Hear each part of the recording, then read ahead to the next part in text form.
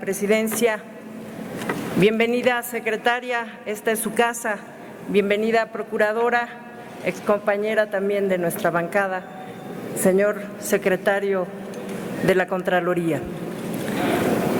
Iniciaré con esta frase: queremos la paz, pero la paz no puede ser nunca mera ausencia de violencia, sino que debe ser presencia y vigencia de la Constitución, sin coacciones y extorsiones ni amenazas. Fernando Savater.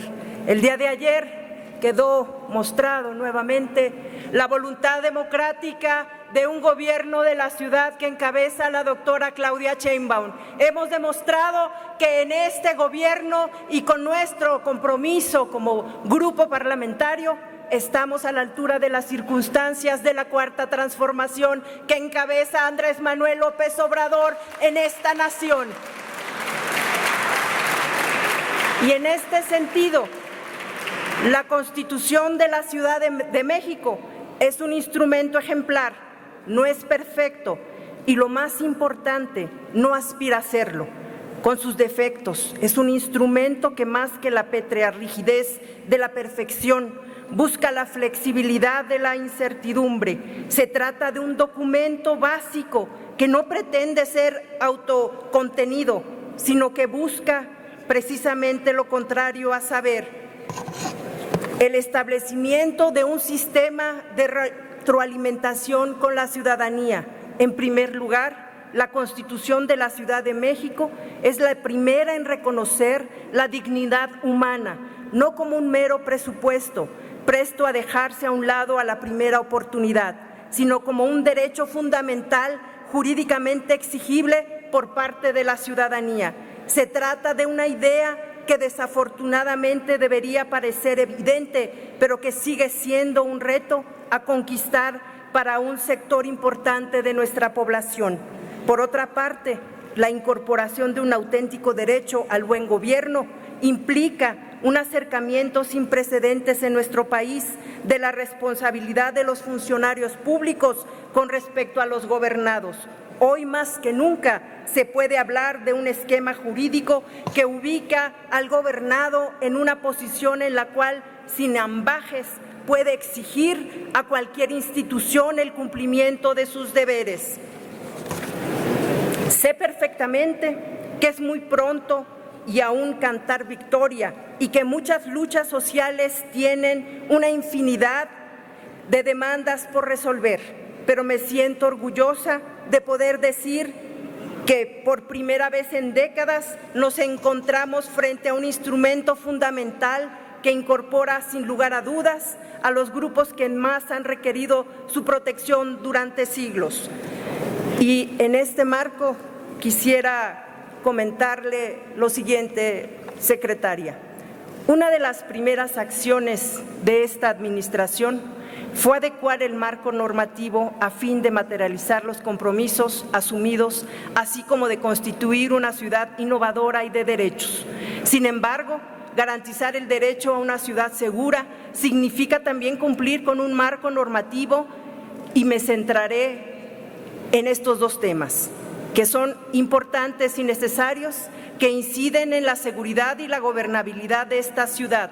Ambos corresponden al ámbito de sus atribuciones y tienen que ver con la consolidación del sistema de justicia penal. El Reglamento Interior del Poder Ejecutivo y de la Administración Pública de la Ciudad de México, publicado el 2 de enero del 2019, no asume las obligaciones que las normas en materia señalan. En particular, señalaré que este nuevo sistema apuesta a que las personas que cometen delitos cumplan sus sentencias en libertad. Para eso, el Estado debe crear autoridades con suficiente capacidad técnica y operativa que vigile y dé seguimiento para que estas personas cumplan con sus obligaciones y que la autoridad jurisdiccional les imponga. En la Ciudad de México y particular la Secretaría de Gobierno no debe olvidar que este importante material debe ya ser publicado en el reglamento antes mencionado. No obstante que la norma obliga su creación, este fue publicado el 16 de julio de 2016, es decir, hace 3 años, Lo mismo sucede en el caso de la autoridad encargada de ejecutar las medidas para adolescentes y no se ha dado el cumplimiento total a esta norma. ¿Será que en el caso de los adolescentes es importante señalar que no es un problema menor? Y otro gran pendiente, ciudadana secretaria, en la Ciudad de México, como en el resto de nuestro país, es el tema de la empleabilidad, situación que ha provocado y propiciado un crecimiento desmedido del comercio informal, que se ejerce desde el ambulantaje, generando e impactando en la propia estructura de la organización del comercio, una situación de enfrentamiento y violencia y extorsión por algunas organizaciones, y por lo cual solicitamos se pudiera tener algún plan de acción para poder dar una solución. Compañeras y compañeros diputados, la Ciudad de México vive tiempos de transformación. La honestidad, la austeridad y el respeto a los derechos ciudadanos son el eje de las acciones y políticas públicas que están restableciendo la democracia en nuestra ciudad. No hay pretextos para que la ciudadanía ejerza la libertad de expresión y de reunión. Apenas el día de ayer tuvimos una marcha por la conmemoración del 2 de octubre y, contrario a lo que los opositores exigían, el gobierno de la ciudad decidió enfrentar la violencia con paz, los enfrentamientos con unión. El cerco de la paz y no la fuerza pública logró contener los ánimos de violencia de un sector reducido que busca manchar las expresiones legítimas de lucha. La ciudad dio cuenta de que es posible implementar protocolos para las movilizaciones que se dan todos los días, que cumplan con las exigencias de los distintos sectores, pero sobre todo que no hagan uso de la fuerza para reprimir al pueblo. El pueblo ya fue víctima de políticas ineficaces que han generado un clima de violencia e inseguridad para ser también víctima de las propias fuerzas de la seguridad. En este marco, un paso fundamental para lograr el derecho a la reparación y a la no repetición de las víctimas del delito y de la delincuencia fue la instalación de la Comisión Ejecutiva de Atención a Víctimas en junio de este año, a la cual hasta el mes de agosto se habían inscrito 41 personas. El siguiente paso es, sin duda, lograr que aquellas personas que han sido víctimas de algún delito se acerquen a esa noble institución, pero sobre todo lograr que los índices delictivos de la ciudad disminuyan. Un caso de particular atención es el de la violencia contra las mujeres en la Ciudad de México.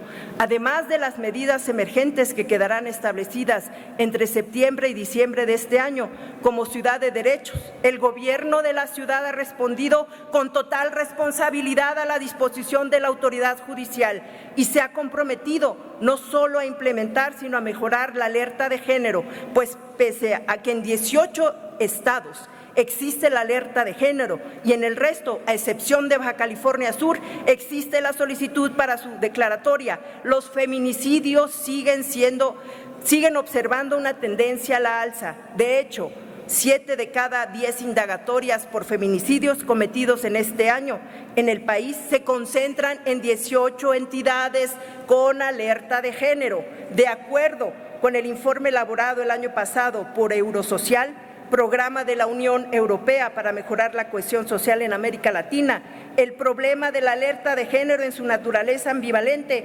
prevista para tratar situaciones de emergencia, en realidad se usa con la intención de erradicar la violencia de género contra las mujeres. De esta suerte, nuestra ciudad responderá a la exigencia legítima de la ciudadanía de tener una alerta de género, pero no cualquiera, sino la mejor. El mecanismo de alerta de género del país se tratará de un mecanismo que en verdad enfrente la violencia feminicidia con la calidad de emergencia y urgencia de la Ciudad de México. Será pionera en esta materia y en sintonía con la exigencia de las organizaciones feministas, tenemos como Congreso de la Ciudad la obligación de legislar de manera innovadora, contundente en materia de erradicación de todas las formas de violencia contra las mujeres, y como Poder Legislativo necesitamos sumarnos a la exigencia ciudadana de crear un mecanismo que funcione para el objetivo que persigue implementar medidas urgentes y eficaces que frenen la violencia feminicida y ello requiere un esfuerzo de coordinación y colaboración con las autoridades de esta ciudad. Compañeras y compañeros, quisiera pedirles a todos y cada uno de los funcionarios que nos acompañan un minuto de silencio por las mujeres que han perdido la vida en nuestra ciudad.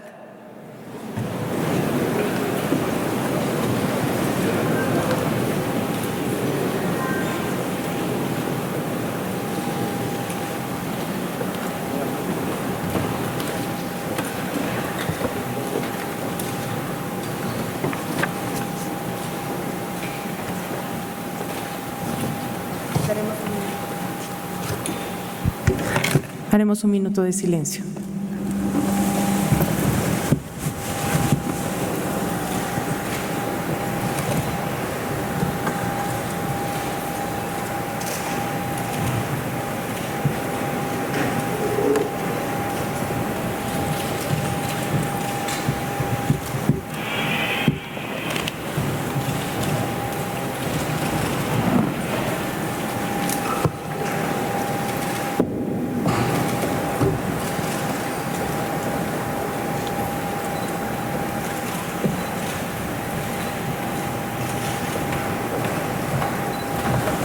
Muchas gracias. Pueden sentarse. Gracias. El análisis y dictaminación de la iniciativa presentada por la jefa de gobierno para crear el banco de datos de ADN será un avance sustancial en la materia, particularmente en lo que se refiere a violación, a delitos sexuales y a secuestro. La voluntad política se ha expresado por nuestra jefa de gobierno y también en la aprobación de la nueva ley de coordinación metropolitana, y me gustaría mucho conocer su opinión, ciudadana secretaria. La garantía y exigibilidad de los derechos requiere instituciones fuertes e innovadoras. El Congreso de la ciudad tiene en este marco una obligación fundamental: colaborar con el gobierno de la ciudad para lograr mejoras a nuestro marco jurídico y al diseño de las instituciones que representa para la ciudadanía un mayor bienestar, seguridad y paz, como lo afirmó la jefa de gobierno Claudia Sheinbaum. Atrás quedó la época de la corrupción, la frivolidad, la simulación y la traición a la ciudadanía. Muchas gracias, presidenta.